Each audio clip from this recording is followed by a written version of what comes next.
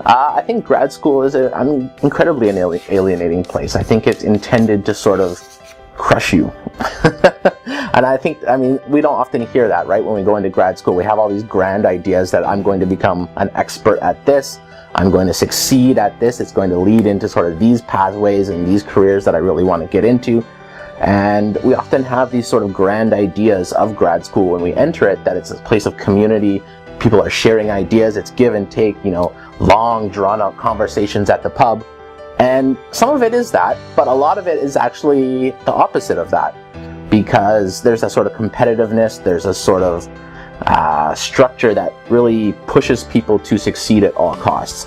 And that kind of pressure, that kind of competition, that sort of alienation, I think, especially as you enter in the later years of your graduate study, as you're pounding away on a keyboard trying to get a chapter done all by yourself in a dark room for hours on end, that's not so much the community that we imagined when we entered going into grad school. And I think because everyone kind of splinters and does their own thing, a lot of people find it really hard to build that sort of community, that sort of structure that is so necessary for grad school, I think, because it is so isolating, because the structures are not given to you. If you don't actually fight for them, fight for sort of to create community, then it can be very isolating. So we're seeing, you know, less than 50% completion rates in doctoral students.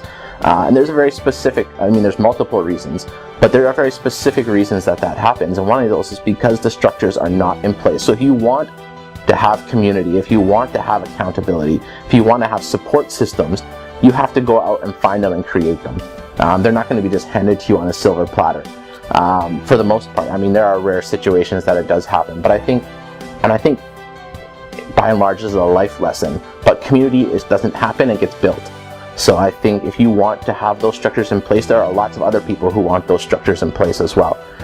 So it's sort of reaching out to fellow grad students, reaching out to faculty who are more than willing to sort of take a part in that. So it's being accountable for your own community and subsequently accountable for your own success.